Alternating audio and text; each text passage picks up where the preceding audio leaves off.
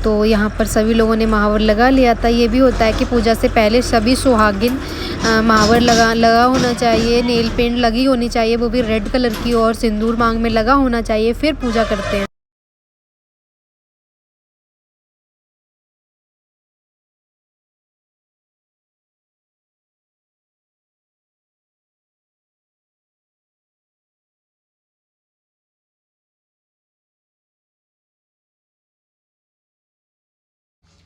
मौसी कहाँ जा रहे थे सज धज के?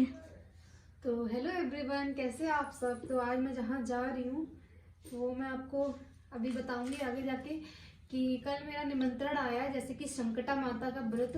तो फिर मैं यहाँ पे ही थी, चाची ने मेरा किया, तो मैंने कहा ठीक है मैं ज़रूर आऊँगी, क्योंकि हर सुहागिन स्त्री के लिए, मतलब औरत के लिए ये बड़ी भाग्य की बात है कि भाई उसको संकटा माता का निमंत्रण मिला है। तो बस मैं वहाँ ज़रूर जाऊँगी। और अभी तो मेरा व्रत है, और जो वहाँ पे मुझे प्रसाद मिलेगा मैं उसी से व्रत अपना तोड़ूंगी और पूरा विधिवत पूजन करूंगी और तभी प्रसाद ग्रहण करूंगी। तो बने रहिए मेरे आगे के ब्लॉग में।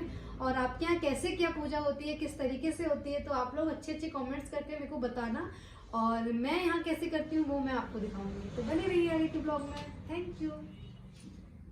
इस पूजा के हिसाब से लाल कलर बहुत शुभ माना जाता है, तो मैंने यहाँ पे लाल कलर का सूट पहना है, क्योंकि पूजा में बताया जाता है कि शुभ होता है लाल कलर, पीला कलर। तो फिर मैंने तो आज लाल पहना है, और बाकी मैं अभी जा रही हूँ, बस कोई लेने आ जाए मेरे को, तो वहाँ जाके मैं पूजा वगैरह करूँगी, तो आपको पूरा दिखाऊंगी। लेकिन आप लोग कमेंट करना मत भूलिएगा, आप लोग ज़रूर बताना कि नहीं दीदी या भाभी, आप लोग जो भी मेरे को बोलते हो, तो नहीं ऐसा नहीं, ऐसा होता है, या फिर आप सही करते हो, तो आप लोग बताना। क्योंकि मैं नहीं कर रही हूँ, चाची कर रही हैं, पर वही है कि मेरे को भी पूजा करनी है उनके साथ, उन्होंने मेरे को बुलाया है, तो इसी हिसाब से मैं आपको बता रही हूँ कि हमारे यहाँ सही होती है या नहीं। और अच्छे अच्छे ब्लॉग्स तो मैं कंटिन्यू डालती रहूँगी, जबकि मायके में हूँ तो थोड़ा टाइम रहता है मेरे पास, मैनपुरी पहुँच जाती हूँ तो इतना नहीं हो पाता है।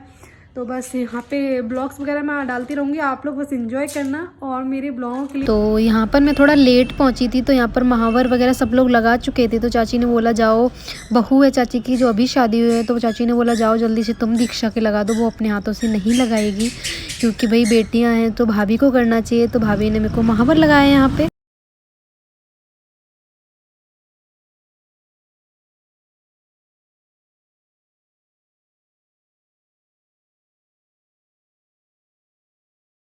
ये पूजा तो भाव के ऊपर होती है, कुछ लोग मिठाई की करते हैं, कुछ लोग पूरा खाना का करते हैं। तो फिर चाची ने पूरा खाना बनाया हुआ था, और उसमें थोड़ा मीठा भी था, लड्डू, क्योंकि माता को मीठे का भोग लगाना बहुत ज़रूरी है। यहाँ पर चाची अपना पूरा भोग वगैरह लगा रही थी, और सब्जी भी थी, और यहाँ पे लड्डू बनाए थे माता रानी के लिए।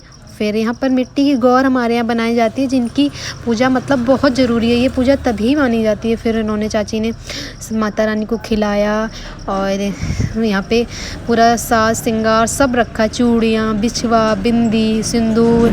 फिर यहाँ पर चाची ने जल चढ़ाया, और जो हवन सामग्री होती है उसमें भी पूरा प्रॉपर वही तिलक वगैरह करना होता है, भोग लगाना होता है, जल, फिर यहाँ पर जल भी चढ़ाया जाता है। फिर उसके बाद यहाँ पर मुझे बांधा गया कलावा, और मैं यहाँ पे बोल रही थी पंडित जी देखो भाई कितने अच्छे हैं। वैसे तो कलावा पूजा से पहले बांधा जाता है, सब भूल चुके थे, तो फिर मैंने कहा चलो कोई नहीं अभी बांध लो। फिर यहाँ पे मैं गई पूजा के लिए, और यहाँ पर सभी लोग बारी बारी पूजा कर रहे थे। फिर चाची ने बोला तुम कथा पढ़ना, तो फिर मैं भी नंबर में लग गई पीछे। मैंने कहा चलो इन लोगों के बाद अब मैं ही पूजा कर लेती हूँ। तो बस यहाँ पर मैं अपनी बारी का वेट कर रही थी, और ये भाई मेरे लिए बहुत खुशी की बात है, मेरे सौभाग्य की बात है कि ये पूजा करने का मुझे बार बार मौका मिल रहा है। इससे पहले मैं 2 बार कर चुकी हूँ, तो बस मैं आप लोगों को एक बार दिखाना चाहती थी कि किस किसके यहाँ ये वाली पूजा होती है। और इसी तरीके से अगर पूजा होती है तो प्लीज़ कमेंट करके बताना।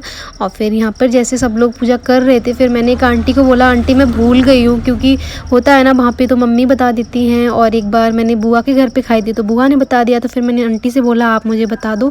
फिर यहाँ पर जैसे जैसे आंटी मुझे बताती जा रही थी वैसे वैसे मैंने पूजा की, और इतना अच्छा लग रहा था ना, चारों तरफ एकदम पूजा का माहौल होता है, तो ऐसा लगता है कि बस ऐसा लगता है कि भगवान हमारे आसपास हैं। तो बस उसी तरीके से हमने यहाँ पे माता रानी को भोग लगाया और उनको फूल चढ़ाए, और क्या बोलते हैं, हाँ, माता रानी के पैर छुए और बस मैं यहाँ से निकल ली। पूजा की किताब लेना भूल गई थी, फिर मेरे को याद आया अरे कथा तो मुझे पढ़नी है। और मुझे बहुत अच्छा लगता है, घर पे भी अगर होती है तो मम्मी को मैं बोलती हूँ मम्मी मैं पढ़ूँगी, तो मम्मी बोलती है हाँ तुम पढ़ो। और मुझे वैसे भी दिखाई नहीं देता है तो घर पे मैं ही पढ़ती हूँ। फिर यहाँ पे मैंने कथा पढ़ी और सब लोग बहुत अच्छे से कथा सुन रहे थे और इतनी अच्छी कथा है माता रानी का, मुझे लगता है कि बस भाई सुनते ही रहें। तो बस यहाँ पे हम लोग अपना कथा वगैरह कर ही रहे थे, तो तब तक आगे का ब्लॉग आप लोग देखते। तो प्लीज़ आप लोग मेरे ब्लॉग्स को ऐसे ही प्यार देते रहिएगा और मेरे घर पे अगर कुछ भी होता है मुझे लगता है आप लोगों को दिखाना चाहिए तो मैं प्रॉपर ब्लॉग्स डालती रहूँगी। तो प्लीज़ अच्छे अच्छे कमेंट्स करना और प्लीज़ कमेंट में जय माता दी ज़रूर लिखना, ज़रूर ज़रूर ज़रूर। और बस इसके बाद हम लोगों ने कथा की, फिर आई आरती की बारी। फिर यहाँ पे हम लोग आरती के लिए थाली वगैरह लेके आरती करने लगे थे। फिर मैं आपसे ये पूछना चाहती हूँ कि आपके यहाँ कौन सी वाली आरती होती है, क्योंकि बचपन से हमारे यहाँ तो यही वाली आरती मैंने सुनी है, अम्बे तू है जगदम्बे बाग काली जय दुर्गे कप्पर वाली। ये बहुत पुरानी आरती है, जब से मैं बहुत छोटी थी, मतलब मैं तब से ये आरती सुनती आ रही हूँ। जब भी कभी माता रानी की पूजा होती है तो हमारे यहाँ यही वाली आरती होती है। और मेरी आवाज़ थोड़ी ब्लर आ रही होगी क्योंकि मेरा रोड पे घर है तो बहुत शोर हमेशा रहता है यहाँ पे। तो देखिए यहाँ पे सब लोग तालियां बजा रहे हैं और माता की आरती में एकदम मंगन है। देखो यहाँ पे मैं भी तालियां बजा रही हूँ और बीच बीच में कैमरे पे नज़र जा रही है, और जो कि मैं नहीं डालना चाह रही हूँ। आप लोग ये मत सोचना कि ये फ़ोन के लिए सब हो रहा है, ऐसा कुछ भी नहीं है। फिर यहाँ पे हम लोगों ने आरती ली और यहाँ पे आप लोग देख रहे होंगे मैं रुपए एक्सचेंज कर रही हूँ, वो इसलिए क्योंकि आप पे या फिर 11 रुपये चढ़ाओ या फिर 21 रुपये चढ़ाओ। मेरे पास थे 20 जो कि 2 रुपये खुले नहीं थे, तो फिर मैंने ना एक्सचेंज कर लिया।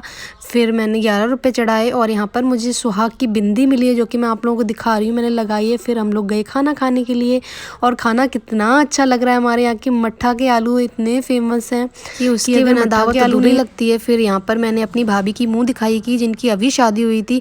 प्लीज़ कमेंट करके बताना कि मेरा ब्लॉग कैसा लगा और अच्छे अच्छे कमेंट्स करना, बताना कि भाभी कैसी हैं। तो प्लीज़ पूरा ब्लॉग देखना और आप लोग कमेंट्स करना कि दी और ब्लॉग डालिए तो मैं और डालती रहूँगी।